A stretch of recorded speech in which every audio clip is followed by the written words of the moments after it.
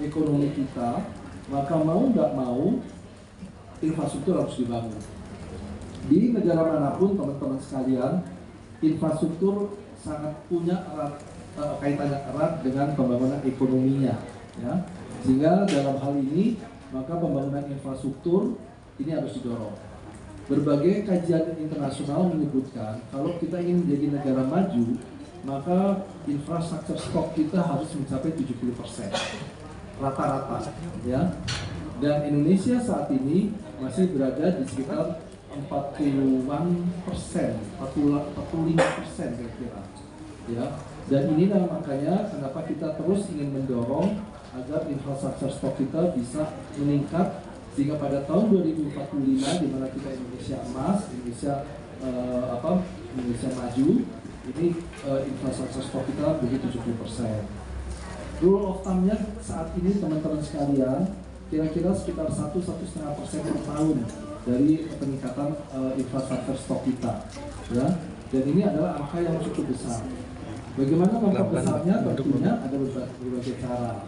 Berbagai caranya adalah pembangunan terus digalakkan, kemudian infrastruktur yang sudah selesai harusnya bisa menghasilkan sumber pembiayaan lagi yang bisa dipakai oleh pemerintah.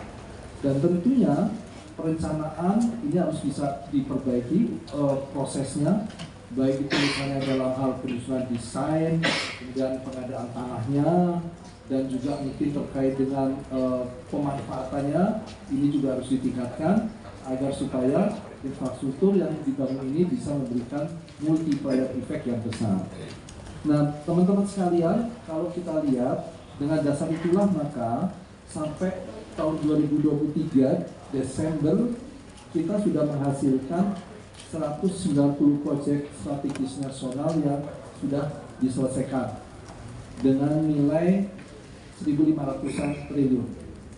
Nah, tapi saya ingin sampaikan kembali lagi nih, tolong dalam memberitakan jangan hanya yang selesai 100%. Ternyata di luar itu ada juga proyek-proyek infrastruktur yang sudah selesai sebagian. Ini ada nilainya juga, nanti Pak Suroto yang akan menjelaskan. Ada juga infrastruktur yang masih dalam konstruksi. Ini juga nanti ada nilainya juga. Jadi selama ini kita hanya 1.500 triliun, lebih dari itu. Ya, lebih dari itu karena ada yang sudah beroperasi sebagian, ada yang masih konstruksi. Di mana ini semua memberikan dampak multiplier effect dalam hal tenaga kerja dan juga pertumbuhan ekonomi di daerah. Nah, itu yang ingin kami sampaikan. Sebenarnya selama 2023 ada berapa 37 proyek yang selesai, ya Pak ya. 37 proyek PSN yang sudah selesai. Artinya ini juga melebihi dari target kita tahun kemarin. Tahun ini juga kita masih dorong karena Bapak Presiden minta proyek tahun ini harus dipercepat dan pastikan jangan sampai ada proyek yang mangkrak. Oleh karenanya kita mendorong agar proses pengadaan tanah kita bisa percepat, kemudian proses financial closing, kalau ini misalnya dengan KPBU atau misalnya dengan swasta, kita pantau agar pembiayaannya juga sudah terjamin sehingga ini akan terus berlanjut dan kita harapkan ini tidak ada proyek-proyek yang mangkrak.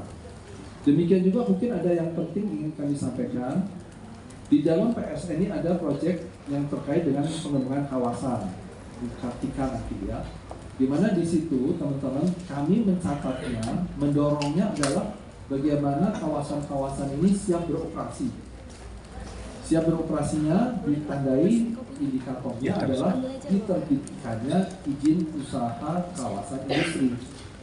Kalau izin usaha kawasan industri sudah keluar, maka tentunya kawasan-kawasan itu siap menerima tenan karena mereka sudah memenuhi persyaratan dari Kementerian Perindustrian terkait dengan luasan tanahnya sudah clean and clean, sudah ada infrastrukturnya yang mendukung kawasan itu bisa menerima tenan dan seterusnya.